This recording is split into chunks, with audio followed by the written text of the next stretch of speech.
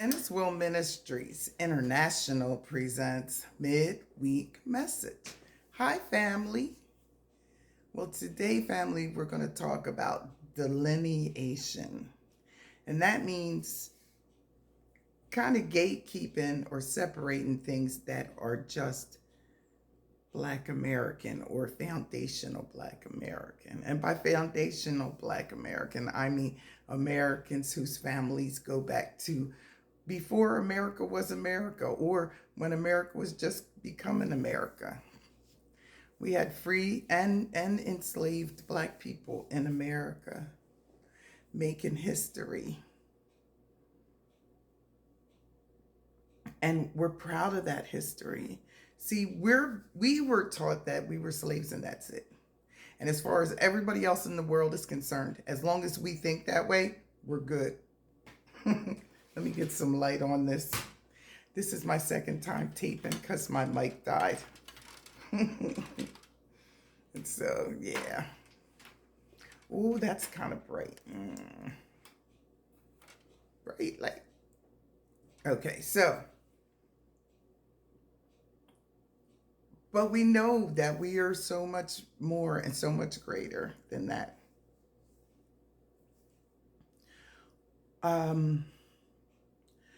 Our history here is so big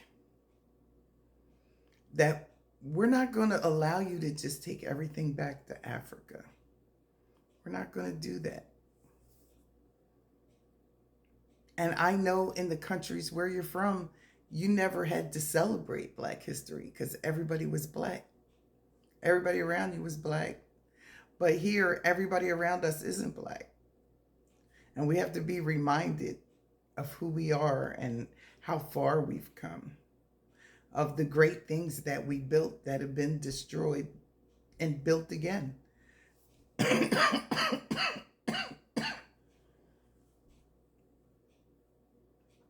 About communities underwater, communities with highways through them, communities that were burnt down, entire towns that were destroyed because they were ours. How we have colleges and institutions of higher learning, how we have doctors and lawyers and nurses and teachers and preachers graduating from these historic universities.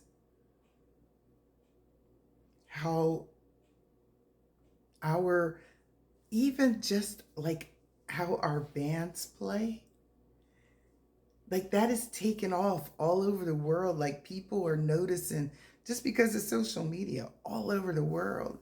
That came from us. How many of you dress, how many of you, the slang that you use, how many of you speak, that came from us.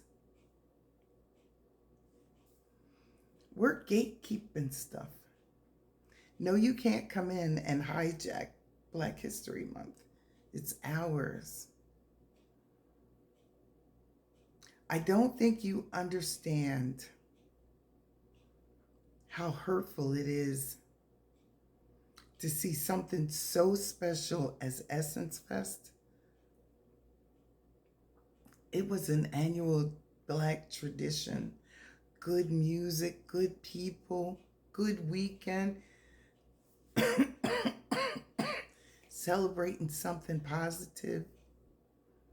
To see that destroyed, because it is, because it's full of debt now and no one's going to take that over. To see that destroyed, to see all the Black people that were in the company that helped make it what it was, gone, fired, and it's destroyed now.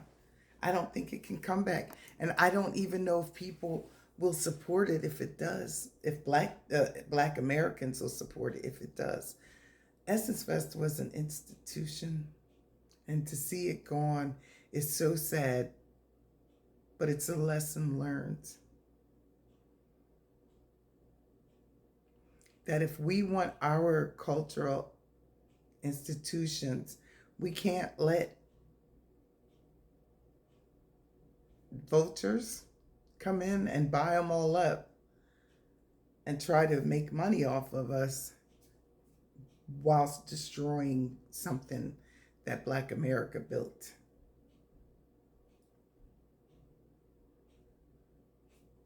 I believe what happened is Essence was a magazine, and magazines were really all the rage at one time. But when everything went digital, Essence didn't know how to pivot. And then they got bought out by somebody with not the same agenda. And so there'll be a new Essence. There'll be a new fest. You know, we love to celebrate. But that is just an example of what is going on in our community. So we do something and someone sees a way to monetize what we do, and it gets destroyed because it wasn't never about the money. It was always about the culture. Family, delineation is all it is saying this is us over here. Like everybody else has their own little box that they place themselves in. We never did. We were just like, hey, come on. Right? That's how we got in this position in the first place, I want to say. Like, you're one of us. Come on, cousin. Right? Like, that's how we looked at the diaspora, was cousins. Like, come on, cousin. Well, but our cousins didn't like us. It happens in families. Cousins don't always like cousins, but it seems like none of our cousins really liked us. And when reparations started getting traction, our cousins got all up in it. That's when I started noticing, when our cousins started getting up in it. Like, whoa, whoa, whoa. This ain't got nothing to do with you. This is about us. When some folks from the continent decided that they wanted to cash in on our reparations, that is where I drew a line, because no, you're not. That is when I truly learned that delineation has to happen. In order for us as a people to move forward, we've got to delineate. And that's okay. That doesn't mean that you hate other people. It just means that what belongs to us, and everybody else can't have their fingers in it. That's it.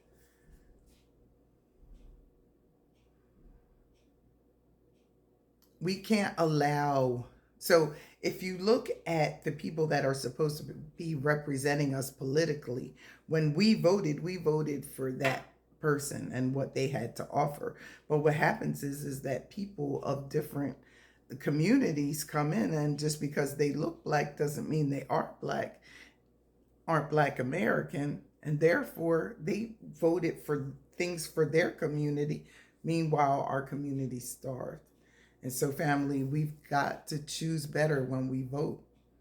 We have to vet people and make sure that they're going to represent us. They need to be Black American like us, so that, like every other community is eating, except us, we need to eat.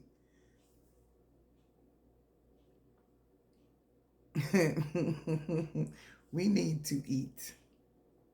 And so the only way we can do that is to separate ourselves and to gatekeep the things that we do. We were told we had no culture. Meanwhile, everybody in the world is taking parts, eating off our culture.